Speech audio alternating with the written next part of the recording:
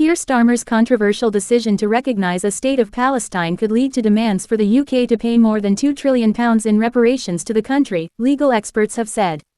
Sir Keir has said the UK will press ahead with the move, which is expected to be announced ahead of his visit to the UN this week, unless Israel meets certain conditions, including agreeing to a ceasefire in Gaza and reviving the prospect of a two-state solution. It has been condemned by Tory leader Kemi Badenoch for rewarding terrorism, while the US government says that it will have disastrous consequences. Now legal experts have warned that it could also be a costly decision, because the new country would ask for eye-watering damages in compensation for land taken from the Palestinian people when Britain relinquished control of the region after the Second World War. Palestinian Authority President Mahmoud Abbas, who has a long history of threatening to sue Britain, is demanding reparations in accordance with international law, based on the value of the land which was under British rule between 1917 and 1948.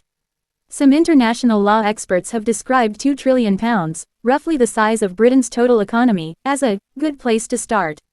Families of the hostages abducted by Hamas in the October 7 attacks have written to the Prime Minister to condemn the decision, which they claim has dramatically complicated efforts to be reunited with their relatives.